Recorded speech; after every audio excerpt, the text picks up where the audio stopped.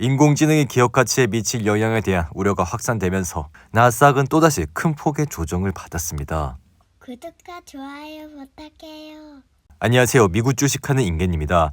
오늘 시장은 자산 시장이 동반 급락을 하면서 큰 폭의 조정을 받았고 여기에 약한 고용 지표까지 겹치면서 위험 자산에 대한 전반적인 매도세가 확산됐다 할 수 있습니다. 이에 시가총액 1위 엔비디아는 1.37% 하락했고 구글 역시 0.5% 하락을 하는 모습을 보여줬는데요. 이 밖에 마이크로소프트 그리고 아마존 역시 4% 이상 하락을 하면서 전반적으로 기술주가 다시 하락세를 나타내는 모습을 보여줬죠. 그리고 또 아마존은 장 마감 직후 4분기 실적을 내나 시장 예상치를 상회하는 실적을 내놨음에도 불구하고 현재 장외에서 7% 이상 하락을 하고 있고 이번 실적은 그렇게 나쁘진 않았지만 주당 순이익이 시장 예상치를 약간 하회를 하면서 다시 한번 주가에 큰 폭의 하락이 있다 말씀을 드립니다. 그리고 또 아마존의 웹 서비스는 시장 예상치를 상회했지만 광고 수익이 지금 시장 예상치를 하회하면서 다시 한번 흔들리는 모습을 보여주고 있는데요. 여기에 더해 향후 대규모 지출 계획을 또 공식적으로 언급한 점이 투자자들에게 또 결정적인 부담으로 작용이 돼 앞으로 아마존은 AI 클라우드 데이터 센터 인프라 확대를 위해 최대 200억 달러에 달할 수 있는 또 막대한 투자가 필요할 수 있다고 밝혔습니다. 이에 이 같은 발언은 아마존이 미래 성장을 위해 공격적으로 움직이고 있다는 신호기도 하지만 단기적으로는 또 비용 부담이 크게 늘어나면서 이익과 현금 흐름이 압박을 받을 수 있다는 우려가 동시에 나왔다 할 수 있는데요. 그리고 또 지금 시장은 주당 순이익이 나오더라도 앞으로 AI 투자가 계속해서 지속된다면 결국 수익성 회수 시점이 늦어질 수 있다는 점을 우려하고 있기에 아마존 역시 지금은 AWS와 AI 분야에서 중장기 성장 가능성은 인정받았지만 이번 실적 발표에서는 가까운 미래 이익 개선보다 비용 증가가 먼저 또다시 부각됐다 할 수 있죠. 이에 아마존은 이날도 4% 이상 하락은 했지만 결과적으로 또 실적 발표 이후 주가가 크게 흔들려 지금은 단순히 실적 숫자 하나 때문이라기보다는 EPS 기대치 미달과 함께 향후 수년간 이어질 수 있는 초대형 투자 부담이 동시에 부각된 결과라 볼 수 있어. 결국 시장은 지금 AI의 장기 성장 스토리 자체를 부정한 것은 아니지만 당분간은 벌기보다는 쓰는 국면이라는 인식이 강해지면서 주가에 강한 조정 압력이 가해지고 있다는 것을 알 수 있습니다. 이에 현재 주식시장의 피어인 그리드 지수는 35까지 내려왔고 지수가 많이 내려왔음에도 불구하고 시장의 극단적인 패닉 상태는 아니지만 투자 전반에 분명한 불안과 경계심이 자리 잡고 있는 국면이라 지금은 당분간 공격적으로 유입되기보다는 관망하거나 일부 자금은 빠져나가고 있어 주가가 반등을 하더라도 이를 신뢰하기보다는 잠깐 반등일 수 있다는 의심이 더욱더 강해지고 있다고 할 수가 있는데요. 이에 좋은 실적이나 긍정적인 뉴스가 나와도 주가 상승으로 바로 이어지지 않고 반대로 사소한 악재에도 시장은 과민하게 반응하는 전형적인 공포 구간의 특징이 나타나고 있다 할 수 있습니다. 이에 따라 이런 심리가 형성된 배경에는 결국 미국 금리 인하에 대한 기대가 뒤로 밀리면서 고금리가 예상보다 오래 유지될 가능성이 커졌고 그 결과 성장주와 기술주에 대한 밸류에이션 부담이 다시 부각되고 있다 할 수가 있죠.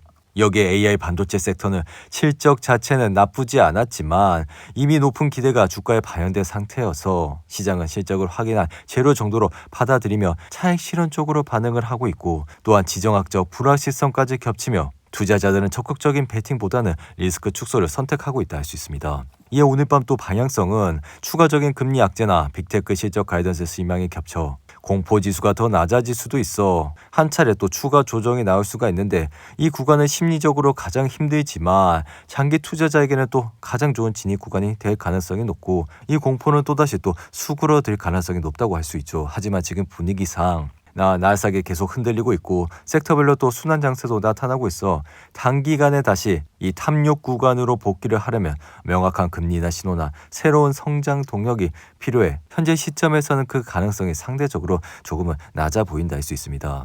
이에 1월 초부터 인공지능은 그동안 주식시장을 강하게 끌어올리는 핵심 성장 동력이었지만 지금 2월이 되자마자 시장 환경은 정반대로 바뀌었고 불과 일주일 전만 해도 AI 관련 기술과 인프라 투자가 기술주 전체를 상승시키는 힘으로 작용을 했지만 지금은 오히려 AI가 증시 하락을 촉발하는 요인으로 자리를 잡고 있다 할 수 있는데요. 이에 이러한 변화는 소프트웨어 업종에 가장 큰 충격을 줬고 AI 생태계 중심에 서 있던 주요 기업들 사이에 협력관계 균열에 대한 우려가 커져 지금 엔비디아와 오픈 AI 간에 계획됐던 천문학적인 자금 지원과 이 투자 계획이 차질을 빚고 있다는 소식이 전해지자 시장은 또다시 불안감이 빠르게 확산되고 있다 할 수 있습니다. 또한 지금 AI 인프라 구축을 위한 막대한 투자 비용이 기업들의 수익성 부담을 주고 있다는 분석도 충격을 키우고 있는 요인이라 이 AI 경쟁이 소위 M7으로 불리는 대형 기술 기업들 사이에 출혈 경쟁을 유발해 지금은 기업들이 AI 인프라와 장비와 대규모 자금을 투입하면서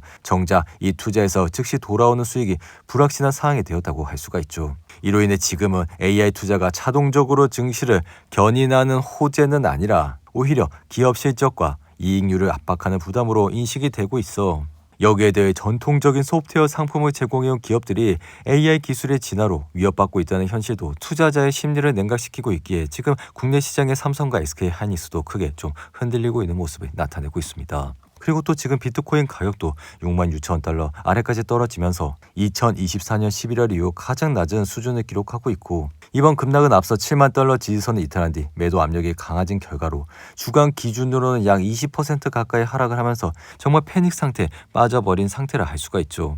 이에 비트코인은 오랫동안 주장되어 온 디지털 금이라는 서사가 이제 실제로는 작동하지 못하고 있다는 평가와 맞물리고 이로 인해 투자자들은 비트코인을 금처럼 가치 저장 수단이나 인플레이션 해지 수단으로 여기기보다는 여전히 위험 자산으로 인식하고 매도하는 경향이 강해지고 있기에 그렇게 지금의 매도세 확산은 비단 비트코인뿐만 아니라 암호화폐 전반으로 번지고 있어 이더리움은 이번 주에만 23%나 급락을 하면서 2022년 이후 최악의 주간 성적을 기록하고 있다 할 수 있습니다.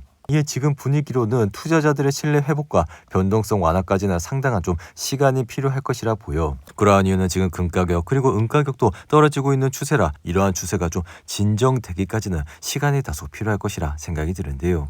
여기에 더해 지금 연초에 자주 언급됐던 이른바 1월 효과도 이미 상당 부분 소진이 됐고 결국 연초 유입됐던 수급의 힘이 약해지면서 이제 시장은 계절적 기대보다는 명확한 실적과 가이던스에 훨씬 더 민감한 반응을 보이고 있다 할 수 있습니다. 그렇게 이런 환경에서 막연한 낙관론이나 테마성 매수로 주가가 다시 빠르게 회복되기보다는 실제 숫자로 증명되는 기업들만이 의미 있는 반등을 만들어낼 가능성이 높다고 할 수가 있는데요. 그런 의미에서 다가오는 엔비디아 실적 발표는 단순히 한 기업의 성적표를 넘어 또 AI 시장 전체의 방향성을 가늠하는 분수령이 될 것이고 결국 이 엔비디아가 여전히 AI 인프라 투자 사이클의 중심에 서 있는 기업인 만큼 이번 실적에서 매출 성장의 지속성과 데이터 센터 수요의 강도 그리고 향후 가이던스가 어떻게 제시되느냐에 따라 시장의 심리는 크게 바뀔 수 있다고도 말씀을 드립니다. 이렇게 만약 엔비디아가 견조한 실적과 함께 강한 가이던스를 제시한다면 현재 흔들리고 있는 AI 섹터 전반에 다시 한번 신뢰가 불어넣는 계기가 될 것이고 반대로 엔비디아의 실적이나 전망이 시장 기대에 못 미칠 경우